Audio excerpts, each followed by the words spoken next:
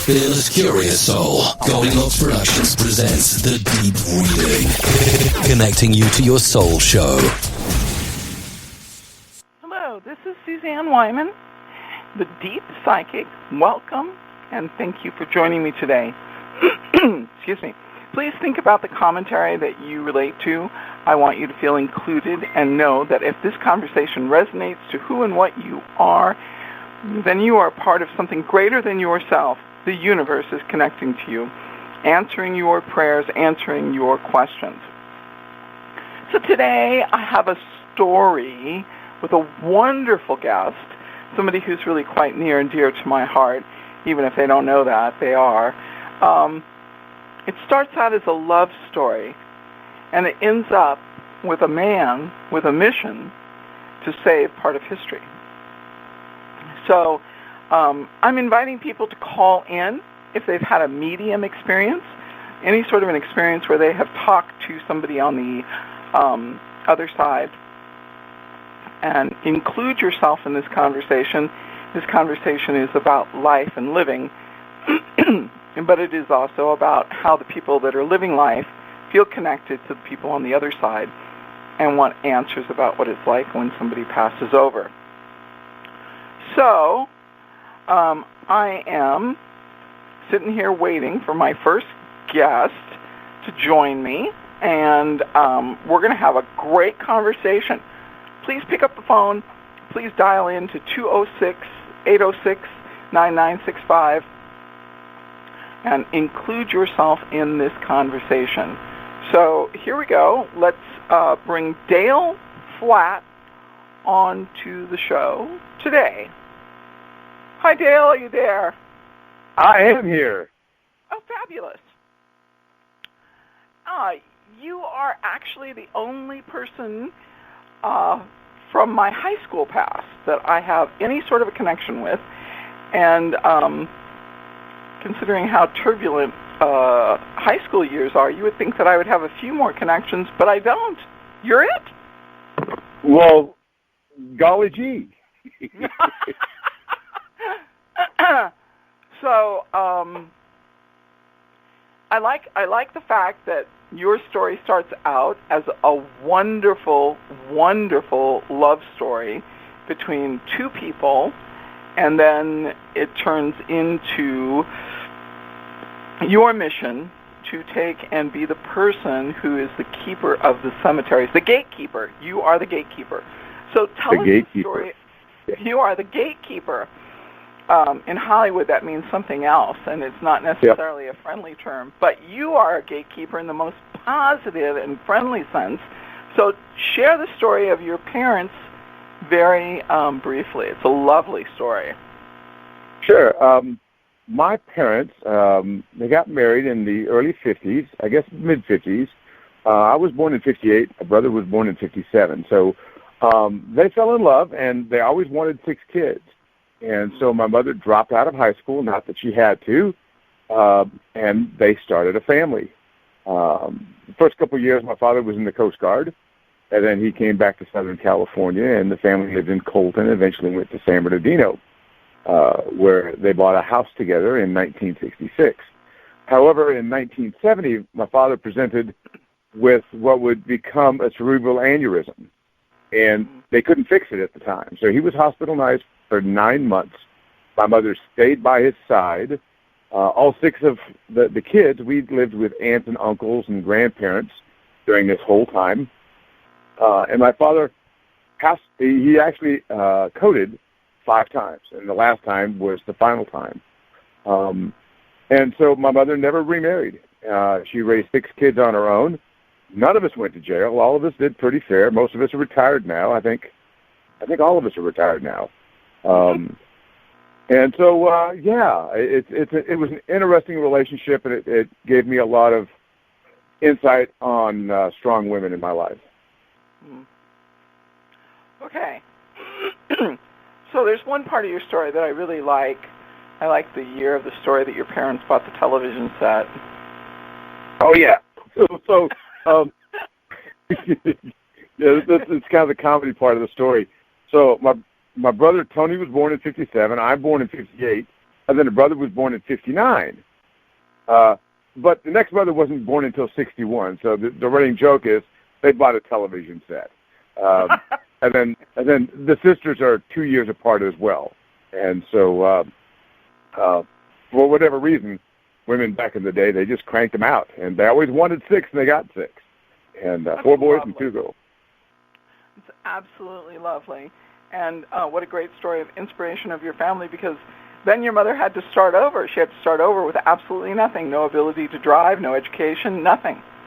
Absolutely. She like most women back in the period, she got married, and they only had one car, and there was no reason for her to learn how to drive because Dad was always going to be there.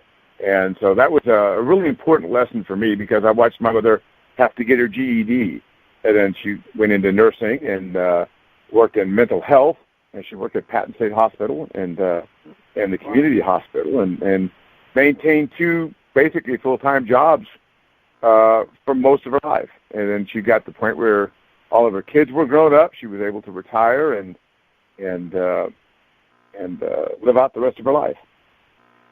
Wow. And I think it's been 3 years since your mother passed away. Is that right? I believe so. I think June is 3 years. That's what I remember. But, I'm not sure about that. But I just remember it roughly being 3 years ago. And what a great family. I really like your brothers. I really enjoy any conversation with you. It's fabulous. But it led you onto a journey. First of all, it led you into a piece of spiritual awareness. And let's talk about what are called spirits from the other side. Some people call them ghosts. Mm-hmm. Let's talk about that. Talk about that from your perspective, not a person. So it was kind of interesting. When my father passed when I was 12, and so I remember going to the hospital frequently with my grandparents, because we were staying with my grandparents that year, my younger, less handsome brother Michael and I. And so anyway, it was always hard for us because we were minors and they had to sneak us in, Okay. And we really weren't told the severity. We just knew that Dad was sick and that he was having surgeries, but he was on a ventilator for 7 of 9 months. They should have let us know something at that point. But when he passed, it was it was on Thanksgiving, and then it was many years later. I was home, and I was in the Navy, and I was home on leave, and the gas meter was leaking outside, and so we called the gas company, and the guy shut it off, and he replaced the meter. And we were having our turkey dinner, and he wanted to come in and light all the pilot lights, the hot water heater in the furnace. And I said, no, don't worry about it. I can take care of that. Go ahead and go home and enjoy your meal. And later on that night, of course, I had the tryptophan turkey overload, and everybody went to sleep. And then the phone rang at 2 o'clock in the morning. And I woke up and I go, Jesus, it's cold in this house, and I realized I forgot to light the heaters. And so I picked up the phone, and my mother, who was working at the hospital, said, your father just told me it's cold in the house. You need to light the heaters. Wow. And so all throughout her life, my mother had a debilitating stroke and made a 100% recovery years later. And so my mother felt his presence the entire part of the rest of her life. I mean, they were married in the Catholic Church. We were all raised Catholic. We all just kind of drifted away afterwards, except my mom. But they had one of those bonds that I've never seen the like of since. Everybody wants something like that, but it's very rare that you can find something like that. Very good. Very great. It's a great, the thing that I like the most is that you're talking about a great love story. This is an inspiring love story. 2 people that believed in love and believed in family and believed in their God strongly enough to follow it all the way down the days of their life. And yep. It created an interesting, to me, a very interesting inspiration for you because of your love of protecting what a cemetery is really about. So I don't know anything about cemeteries. The only thing I can tell you about cemeteries is that when you're driving down that 405 and you're headed towards Getty Center Drive, because I love to go to the Getty Museum, to your right is what looks to be miles of the VA cemetery, and each, headstone has a cross on it or a six-pointed star. And and it's the most beautifully maintained piece of land, and I have no idea of how much it's worth today. But that, to me, has always been an interesting comment. And then, of course, I love walking through cemeteries because they're just so beautiful, but I don't actually know anything about cemeteries, not a thing. So educate us.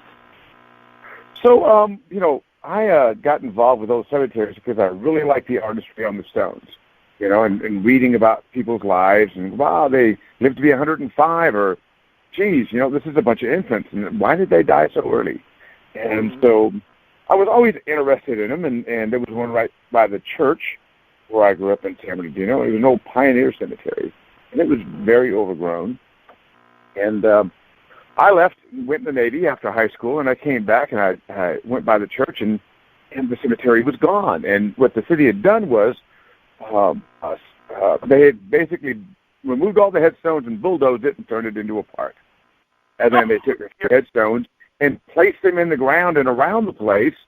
And it was the old pioneer cemetery, but you couldn't tell who was where anymore because one of the key things I got out of a book, I'll change gears real quick. There's a book called A Cemetery Should Be Forever. And it's written by one of the guys who is instrumental in the forest lawn cemeteries out there on the West Coast. And his statement is one I use all the time. It's, cemetery is the only piece of land that you sell once, but you're expected to maintain forever.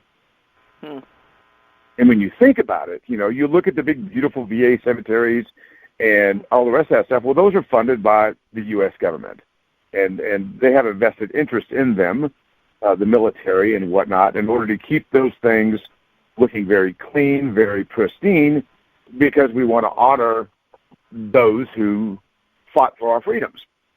Right. But if you look at an old family cemetery or the pioneer cemetery, like the one in San Bernardino near the church, once you get past the second generation of family members, people stop coming, And so then you have to factor in that we became a mobile society. When you look at these old 1800 cemeteries or the early 1900 cemeteries, the people in those communities, a lot of the kids or the adults found opportunities outside of that city or across the United States like I did. I ended up in Austin, Texas. And so we run into a point where very few people go back and visit, so no one's really standing up for them. And that's what the city of San Bernardino found out, was nobody was going to maintain that cemetery. There was nobody to go water it and weed it and mow it, and the large, tall monuments started leaning over and causing a risk, so they basically disassembled it. And fortunately, starting about the 1980s, I think, we start seeing preservation laws where those things are being protected as part of our historic fabric. And so I came in right at, not too far from that, about 1998, 2000 is when I got interested in cemeteries almost full time and working toward preservation of cemeteries. Okay, so there's a really famous cemetery in Hollywood, and it's where a lot of Hollywood stars. Hollywood River. Yes, and I used to drive past it. I was working as a psychic in a hotel up in Hollywood. I was working there for almost 6 years, and I would drive past it to get onto the freeway to go home. And they went through a huge legal conflict about, who was supposed to maintain it. And I remember in the 80s, there were different people that were I guess you'd call them fans. They were people who really loved a movie star, and they would go out to the movie star's cemetery, and they would weed around the cemetery and put fresh flowers out and try and do some maintenance. But the thing fell into complete and total disrepair and had to be taken away from the people who owned it and sold to another owner, and then it was refurbished, and it's now maintained. Mm-hmm. That's the only story that I know that goes along those lines. But so tell me this. This is what I kind of wonder. I wonder if this is more of a west of the Mississippi problem rather than the east of the Mississippi, because people on the East Coast, when I went into Rhode Island, there were cemeteries that went on that seemed like it went on for miles and miles and miles, but a family would make arrangements to be buried, and you knew that, if you lived in this area, your family was buried in this cemetery. And that was... So do you think it's because this side of the country is by far more mobile that we have lost our connection to cemeteries? What do you think is the cause? Well, no, I think it's families die off. Here in Austin, we're kind of smack dab in the middle, okay? And so one of the cemeteries that I'm very much still involved with is from 1839. It's the year the city of Austin was established. Okay. And that little tract of land was 14 acres. It was 2 miles outside of the edge of town because of the noxious vapors and the miasma that would emit from the earth. Nobody wanted to get sick. This was all, again, before embalming, which became popular during the Civil War. And so, but I just came back from a seminar in Savannah, Georgia, okay. And they've got old cemeteries out there that are beautiful and that are still being used today.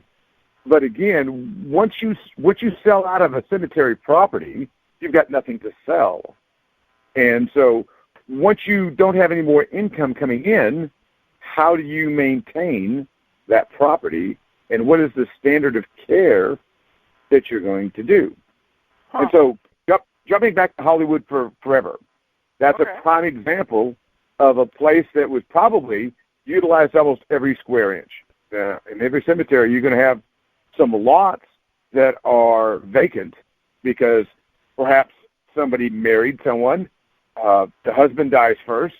You know why men die first most of the time? Tell me. Because we can. Tell me. Because we can. And okay.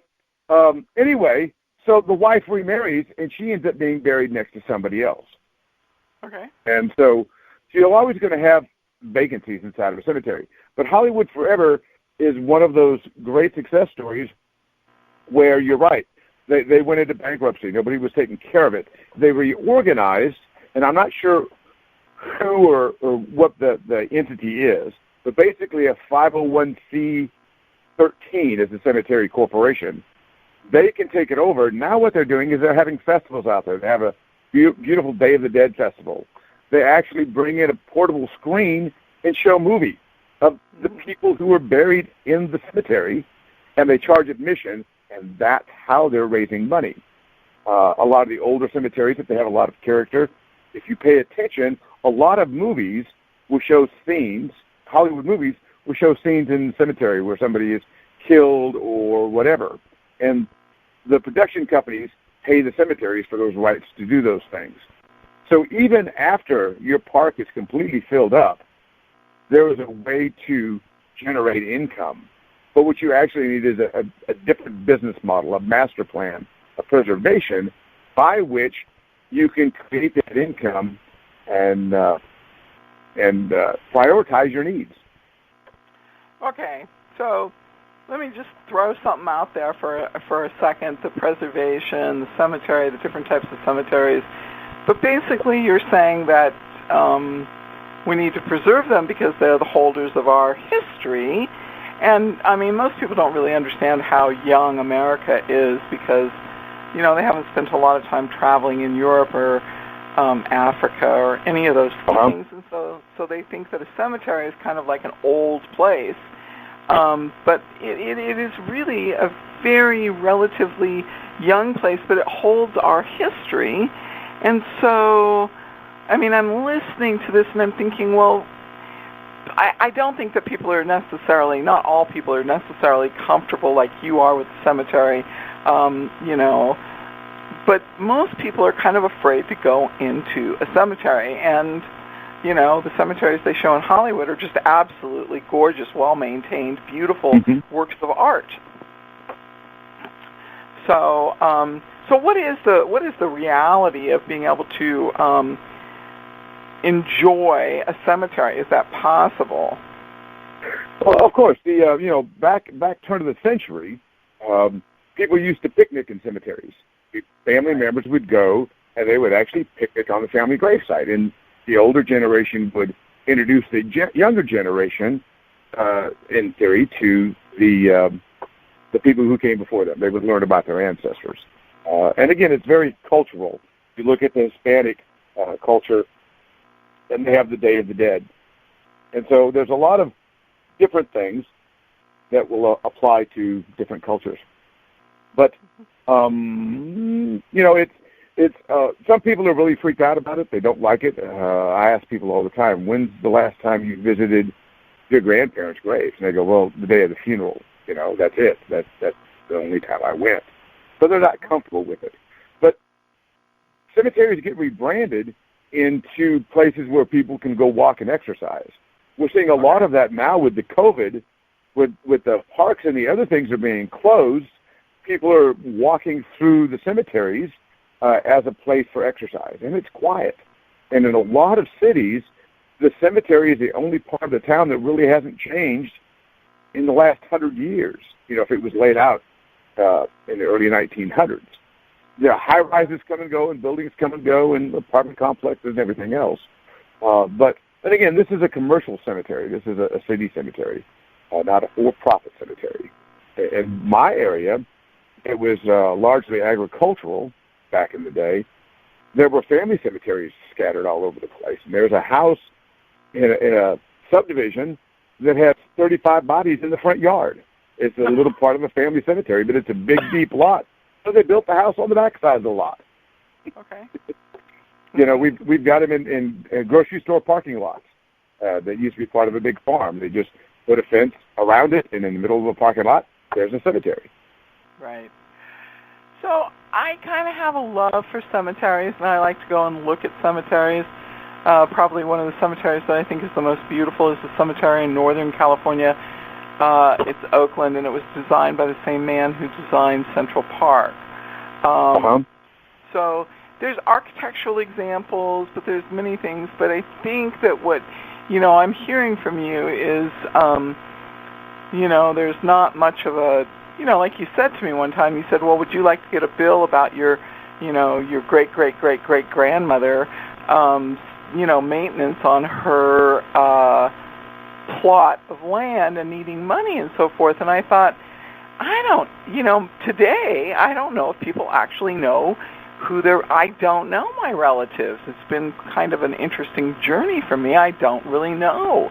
And so I think that I'm trying to think of some people that I know today that actually know their many generations back relatives. The only person that comes to mind is a great human potential leader, and she is a descendant of Sam Houston, and her name is Houston, of course. But that's such a strange. That's the only person I can think of that would really be interested in preserving. Yeah, and I work with a lot of, and again, I'm not a genealogist, but in my dealings and working with other people that have the same interest, whereas I'm hands-on. Let's go clean some headstones. Let's, the easy ones, let's reset them, and let's turn out epoxy some things back together.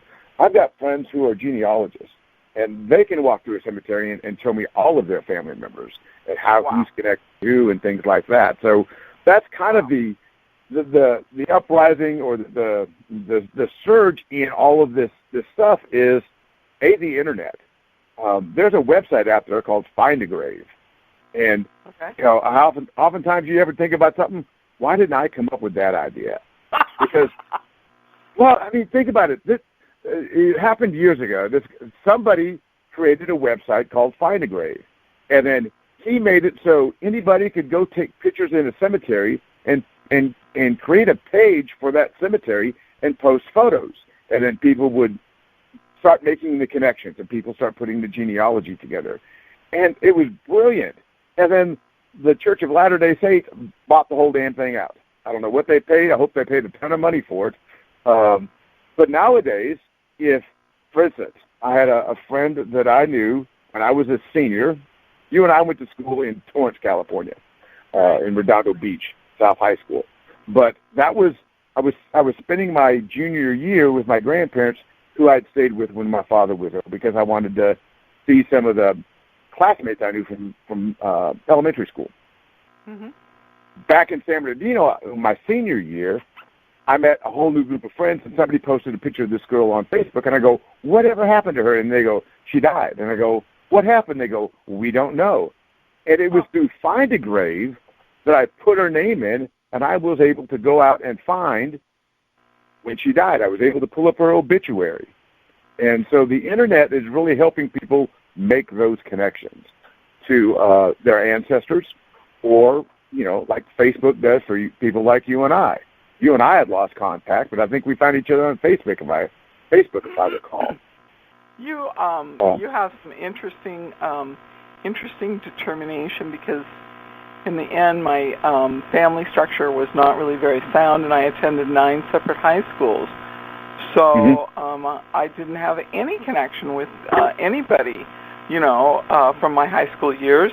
And you're the only person you tracked me down one time through looking up my phone number, and then you tracked me down a second time through Facebook, and that's how we've been able to remain in touch. So that is kind of an interesting piece of the story. So I've got a question for you. It's sort of a curiosity, but it's also sort of a question about the concept of mediums and so forth. I mean, personally, I've not gone to a graveyard and hung out looking for spirits. You know, I happen to find that if a spirit has a message for you, they don't need a graveyard to give you a message. I mean, they'll show up in a dream. They'll give you a sign that only you would understand. Whether, like it's like you said, the smell of something, or just that moment where it's like, wow, that really brings back that memory. And that is a spirit giving you a message from the other side, telling you, you know, this is okay. This is just part of life. But I wonder, are there people who believe that they can see spirits at the graveyard? Oh, yeah. No, absolutely. We had, at one point, when we were trying to raise awareness about our cemetery, and which is managed through the Parks Department, we had somebody contact St. Austin Cemeteries, which is the nonprofit that I started, the ghost hunters. You know, you see these ghost hunter shows all the time, and they just, they're tiring. And so we had some ghost hunters that wanted to come into the cemetery and do some stuff, but they wanted to come in after hours and at night. And that's always a hard thing for you to make a decision on, because ideally, you're representing the families of the people who are still alive. And the last thing they want to see is great-grandma's headstone being shown on some documentary, sensationalism. And so we got approval to let these people into the cemetery, and my wife was one of these people. She wanted to go, and so I stayed at the gate and made sure nobody else came in. And there was 15 people with cameras, and they were walking around and tape recorders and a bunch of other things. My wife ended up coming back with a camera full of orbs on it, you know. And I go, you got water on your lens. And she goes, no, look. If I had water on my lens, they would be the same dots on the different things. She was walking with my niece, and she heard somebody whisper in her ear, and she turned around to talk to my niece, and my niece was not there. She was 30 feet away. She says, it's time to go. And I've got other people that, you know, that come into the cemetery, and some of them are just nuttier than a fruitcake. You know, they talk about, oh, well, there's a baby over here, and he was 3 years old, and she's just making this stuff up, you know, I think. Right. So you kind of have to play that by ear. It's kind of like using two sticks and the divining rod to find graves like they find water. There are people that are very good at that, and there are people that are just, in my opinion, the elevator didn't go to the top floor. Okay, well, that's such an interesting thing. So, because I don't do any medium work in the sense of actually going to a location and experiencing something, and there's some sort of a surge in energy in the focus on that, and the people that are good at it, people that are really good at it and do ghost tours and so forth, they're really good at it. But okay, we're going to break it up with a little comedic story for a moment here. And I was living in a neighborhood, and my my next door neighbor was a person who mowed the grass at the VA cemetery, and it's kind of an interesting job because the grass always needs to be mowed, and I think you understand that one. So, yep. So he would be mowing the grass, and periodically he would encounter, a group of film students or photography students, and they would be doing some sort of a display on some tombstones. And he would stop his mowing, get out, and say, what are you doing here? And they'd say, well, we're filming this. This is art. And he goes, I don't care what you call it. You're not doing it at my cemetery. Out. So right. I think that there has to be a world where we show this sort of respect for what the process is, because a cemetery is an extremely expensive arrangement today in the world. I've always heard that Italy only allowed people to be buried in the ground for 5 years. After 5 years, out they come. In Commerce, California, which is an industrial area, there are church groups that have bought pieces of land to use them as cemeteries, and one of them is a temple for their Jewish attendees, and then the other one is an Orthodox, Greek Orthodox church. So people have come up with different solutions to this dilemma and how to maintain control, but I don't know. I really don't know if there's any great answer, but the beauty of these cemeteries is amazing. And Forest Lawn, first time I went to Forest Lawn for a memorial service, I saw some woman out front taking and feeding the swans, and I was like, what's this? But that was the celebration every week of going to the cemetery, and it became a social activity. So I don't know. You have a complex job. Tell me, first of all, obviously your early story of your life, totally changed your perception about what death and the cemetery and everything was about. But tell me what your dream would be for the cemeteries in Austin, Texas today. What would your dream be? Well, we worked hard because there's so many little tiny cemeteries that are in pockets of land. One of the first things myself and others started doing was to document them very well and to photograph the headstones, but more importantly, map each site. Because not all of them have owners. Some of them are what is classified as abandoned property. Because you don't pay property taxes on them, nobody keeps track. And so over time, somebody who has an adjacent piece of land may needs a few more feet. So the headstones disappear, the boundary lines get blurry, and you lose something. And then later on, you find out that, oh, my God, then they put in a swimming pool, and they ran into bodies. That's, the movie Poltergeist. And so, it happens. It happens.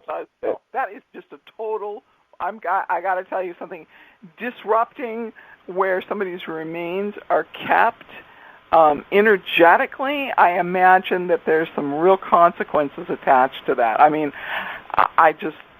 You're supposed to take and put people into the ground and then leave them there to rest for eternity. That's the story. So let's go back to the concept of the church. You have this nice big box with this silky lining. You lay somebody out in their best clothes, and they're waiting for the resurrection. In most cemeteries, people are laid out east and west.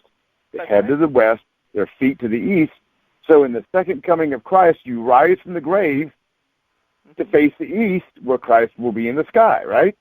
But wait a minute. If the body is in the ground and the soul is in the ground with the body, waiting for the resurrection, now wait a minute. Didn't you just tell me Mommy is up in heaven with the angels? Well, what are we doing here in the ground? So our perceptions have changed a whole lot as a society, and as we've gotten away from organized religion. The other thing that's really taking over is cremation. People aren't going to spend $10,000, $12,000 on a hole in the ground, and having somebody embalmed. And my mother, after the fact, after she was done with the funeral years later, she said she kicks herself in the butt for spending the kind of money she did, because she realized that what was left was a shell, and she had to honor the man that she loved by depositing the shell in the ground for sanitary reasons and for social standing a little bit and things like that. But she had 6 kids to raise, and she just kicks herself for being talked into the upsized walnut cap, or a coffin or whatever it was. You know what I mean? Mm-hmm. So now people are choosing cremation, and we're not using cemeteries. We're scattering Dad at his favorite fishing hole. Our mom is over in the Rose Garden. Or believe it or not, they have this problem at Disneyland. People are sprinkling cremains inside of the Haunted Mansion ride because they advertise there's 999 ghosts. There's room for one more. You can Google it. Uh-huh. They have a hard time every year with people sprinkling cremains and, going, hey, Dad's in the haunted house. It was his favorite ride. So the sanctity of the burial is not what it used to be. So we're changing, and some of the people in the industry are really suffering because they've invested in funeral homes and big motor coaches and all the rest of that stuff, and people are choosing a simple cremation for $700, get together at the local pub, show pictures, tell stories, and then my mom is still sitting in the urn at my brother's house. She's not in the ground. She's not in the niche. At some point, we'll probably put her in a VA cemetery, but I can't put her in with my dad. There's no room. So, tell me you sent me over this picture, and you're dressed up as a old-time person. I don't know exactly what era it's supposed to be, but you're dressed up, and you're, obviously there's a little bit of theater and a little bit of art and a little bit of romance wrapped up into one ball, and you're taking and trying to get people to come out, find their inner thespian, and take and do a little mini drama out there at the cemetery. And so is there a day, let's just say I'm going to bestow upon you the power to take a day and say, on this day people can come out and play out their drama. What day would you choose? Obviously we can't choose All Saints Day because that would just get too complicated. Yep. But what's a day you would choose where people come out, they honor their family, and they play out their own little drama, and they get a chance to reconnect to their family's place inside of a cemetery?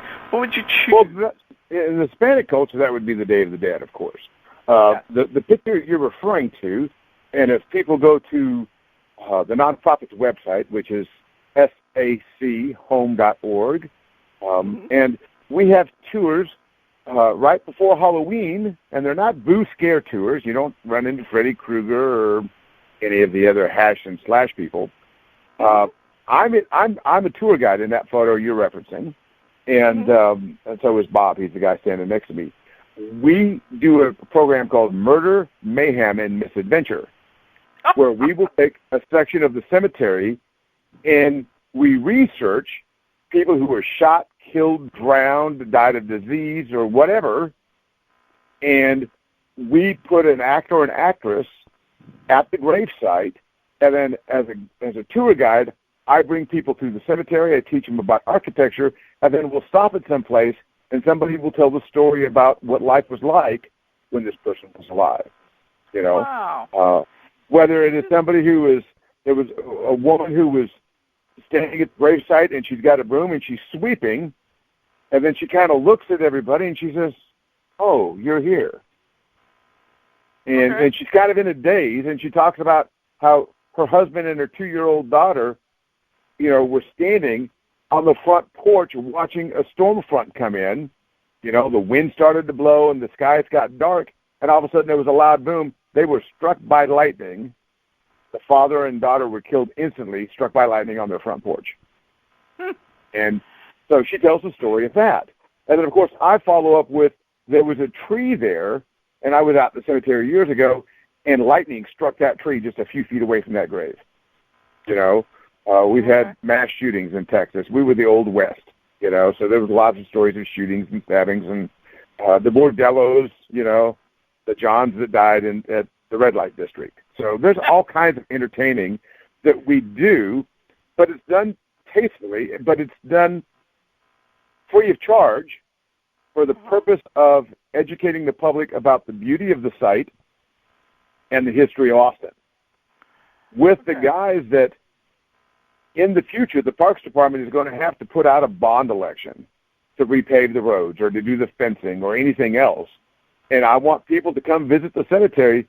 So if they're asked to approve a bond, which is going to raise their taxes a little bit, to do work in the cemetery, they may think, wait a minute, I've been there. That was a cool place, and that's worth saving.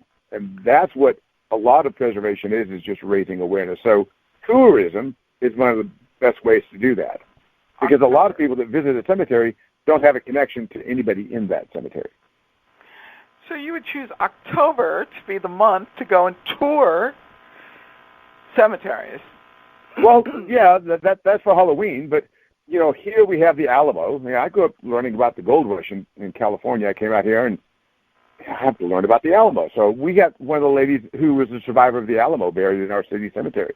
And so we have a whole theme. We have a whole other tour themed on Texas independence. And then we did a whole tour of strong women, people who were, one gal who was a bookkeeper for a bunch of cattle barons, and she goes, these guys are making money hand over fist. I can do this. And she made a ton of money running cattle and was the first woman to ever do it. And it just, we have a governor here in town whose name was Stephen Hogg. And when he became governor, he was a widower, so his 19-year-old daughter became the first lady of Texas. And her name was I'm a Hog. Somebody had a sense of humor here. So anyway. So it isn't just one day of the year or anything like that. If you have a good preservation program, then you're raising awareness. We work with people from different cultures. Black History Month, of course, we're focusing on the civic leaders as well as the guy that swept the streets. Everybody has got level standing, as it were, in the cemetery. Are you a governor or a trash man? So, great story, great education.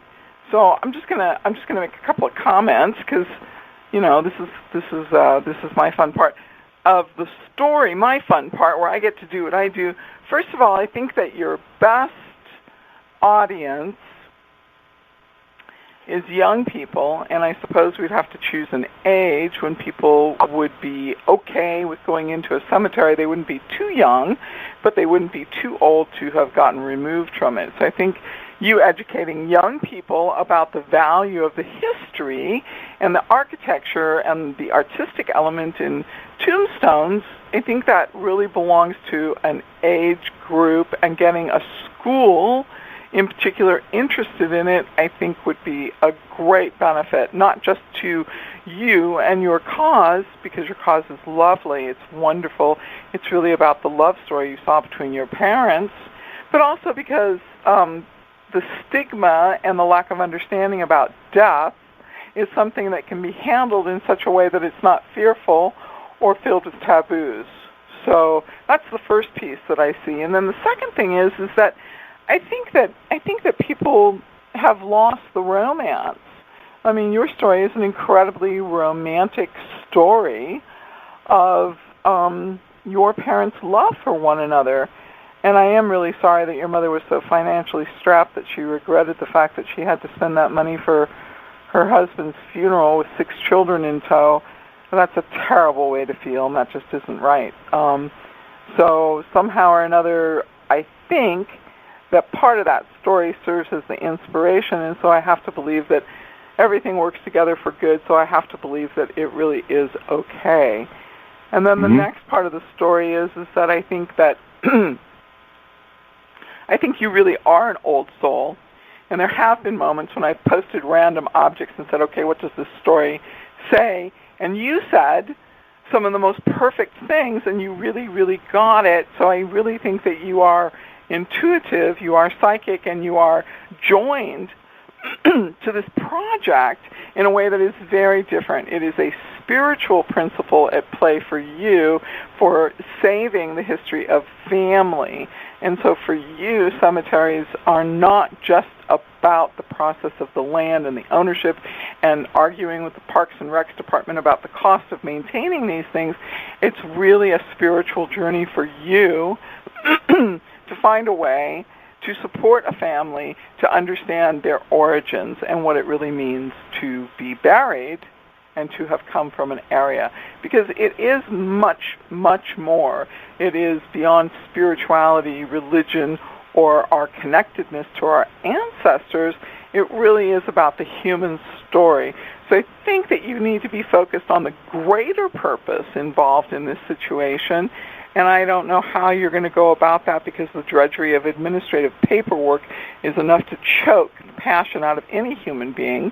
And I just hope and pray that you can withstand that. But I know you say that there is not supposed to be a particular time, but I think thematically people really need some sort of a motivation in order to go into that sort of a tour and actually have their own experience and connect to the cemetery, not just as a place where you put people into the ground so that they don't cause a cholera epidemic, but to connect to it as a place of rest and a place of being connected. So what a great journey you have here, and I really would like to hear you tell us how we could get more information, because you were in an article in the AARP, and for those people that are so young to not know what the AARP is, please explain your article.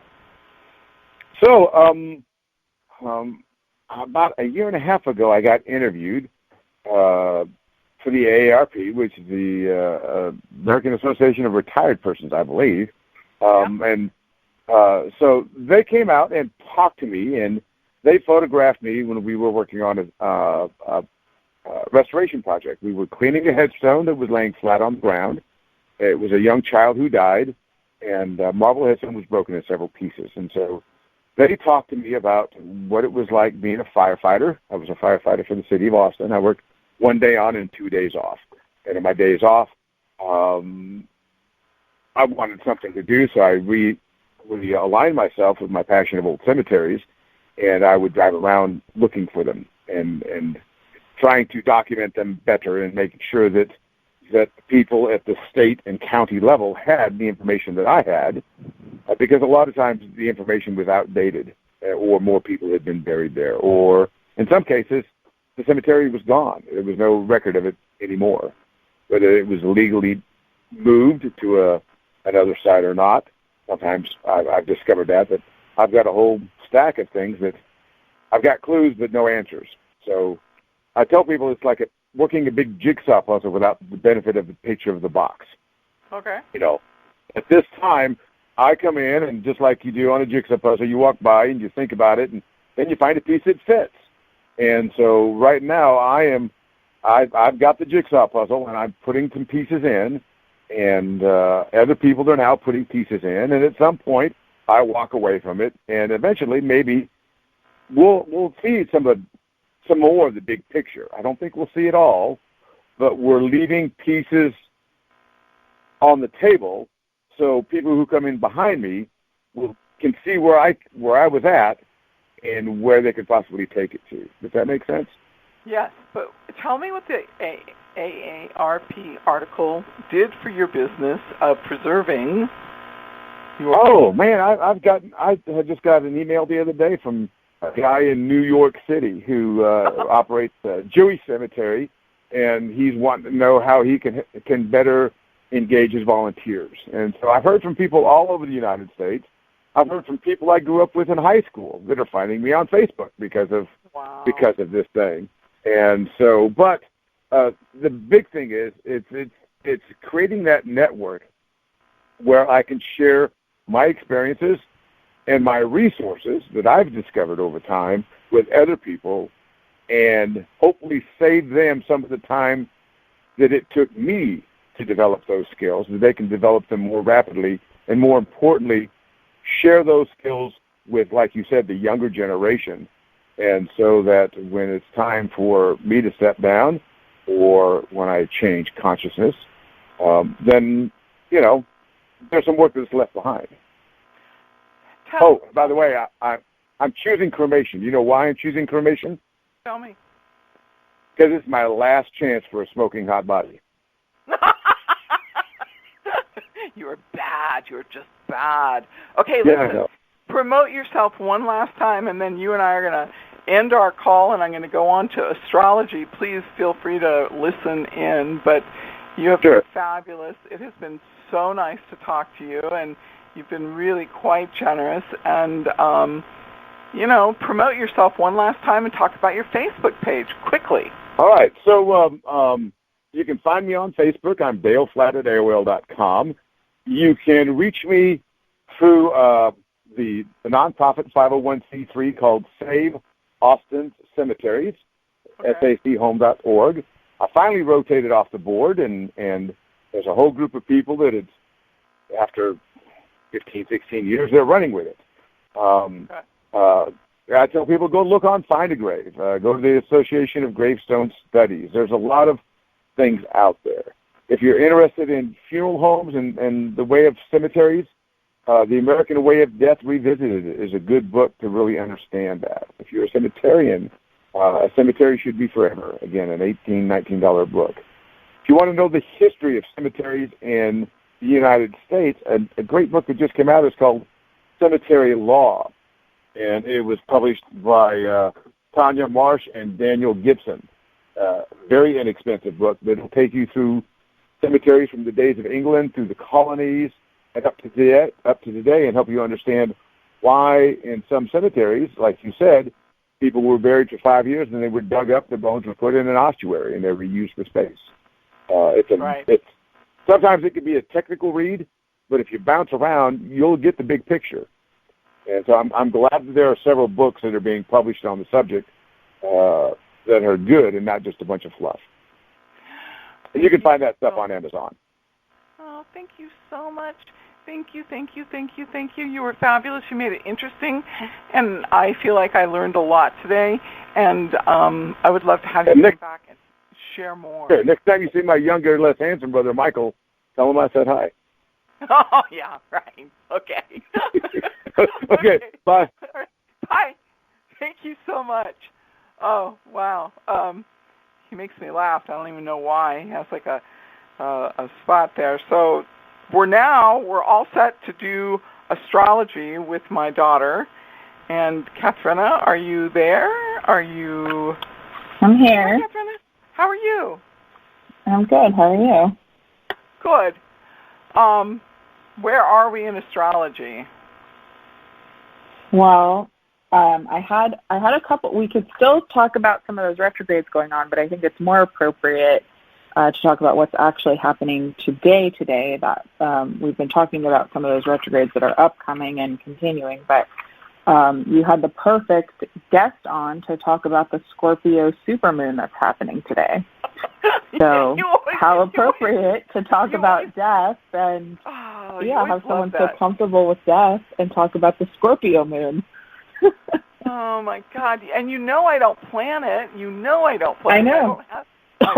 Every time, every week. So sorry. Yeah. Good. Thank you. Perfect. You very much. Yeah. Oh, okay. All right. So we have a Scorpio full moon. A Scorpio, super full moon. So it's our last supermoon of the year. And a supermoon just means that the moon's closer to the Earth, so it appears a lot bigger. I saw part of, it's a full moon tonight, but last night I walked out and I was just like, gosh, that moon looks just ginormous. So It's already started, we know. A few days before and a few days after, we feel those energy effects and see it. So right. Yeah, so it's a good, I particularly like the message of this full moon because it's kind of guiding us to honor the beauty of endings, and it's like a cleansing, event for preparing us for what's coming up, I think, with some of these retrogrades, and then we have a couple of eclipses coming up in June. So it's really just helping us to let go of what's, not serving us, making us feel stuck. It's asking us to really, Scorpio is an intuitive sign. It's a water sign. So it's really asking us to tap into that intuition. A lot of us have been focusing on our physical health right now, right? Keeping ourselves healthy and our immunity strong. But now it's kind of a time to look at our energetic health and our spiritual health. Okay. So Scorpio, it symbolizes that transformation is always possible. As we kind of go through these transformations and we're kind of at the end, when we always say hindsight is 2020, at the end all things make sense. So kind of gives us a new perspective on how things fit together, and just, being able to surrender, if we're able to surrender and kind of allow that peace and calm that chapter is over, I think we can always learn a lot of good things, and kind of gives that sense of closure. Okay, that's really good. But give me a direct, practical result of this super full moon. What is the etiquette on it? Do we make a wish? Can we make a wish for ourselves? So there's always a lot of good things to do during a full moon. It's, journaling. Wishes or new beginnings are usually at a new moon. So full moon is usually journaling about what you want to let go. A lot of people cleanse their crystals or do a meditative, cleansing, like a bath practice.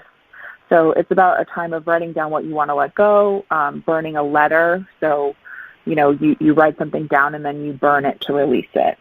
So That's always a good one, and is cathartic, right? So the mantra that I have is kind of honoring the endings and keeping in your heart the promise of new beginnings. Because as we know, with every ending, there's always a new beginning. Right. Okay.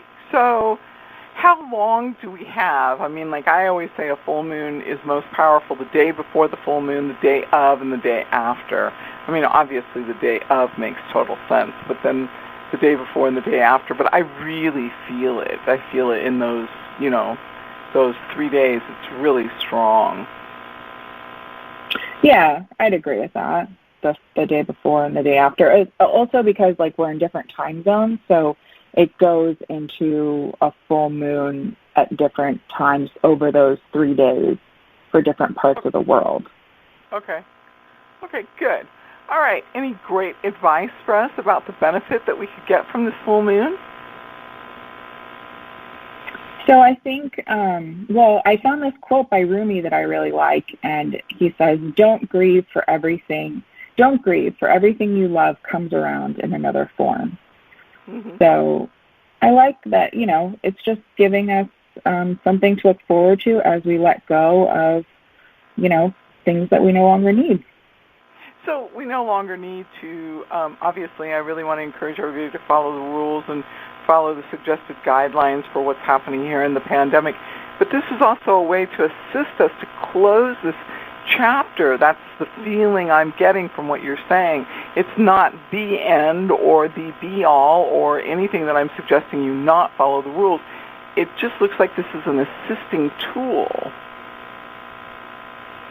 Yeah, I'd agree with that. And there's a lot of things coming up that are happening that I think I'll be able to give you some insight on next week, and we can talk about how this Scorpio moon allows us to let go to prepare for those other things coming up. So yeah, just we're gonna be extra sensitive during this time.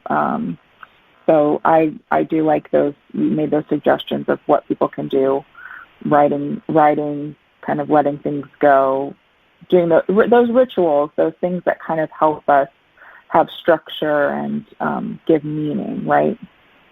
Right. We honor the time frames. We do certain things at certain times, and this gives us a perspective, and it's the same. We repeat these themes over and over again, and that's what gives us stability and gives us continuity in our world. We know these rituals, and these rituals support us in order to go forward in the human experience, because it is about life. Yeah. Yeah, so really good. Well, thank you very, very much. And I'm so sorry we didn't give you enough time today. Let me make it up to you next time. Next time we'll go into details and spend longer on the conversation. No, it was perfect. It tied into your guests, so I love it. And yeah, there's always stuff going on in astrology, so always plenty to talk about. We could have a whole show, but I like just jumping in at the end because it always ties to what you're talking to your guests about. I just am amazed every time. It's so perfect. So I love it. Yeah. Thank you. Oh, thank you. Thank you, sweetheart. You're great. All right. You have been talking. Thanks. You've been talking with the Deep Psychic. This is the Deep Psychic Reading. You can reach me at the deeppsychicreading@gmail.com. You can always call me personally, 714-400-7384. Thank you. I hope you were blessed and prospered and enlightened as the result of listening to this show. And as always, you're welcome to contact me and tell me you've got great inspiration and give me suggestions for a show. Thank you so much. Have a great day, and I'll be back next week. Thank you. Become a Goldilocks Productions VIP patron. Receive exclusive access to live stream special and other epic perks. Join the Goldilocks Productions VIP community today.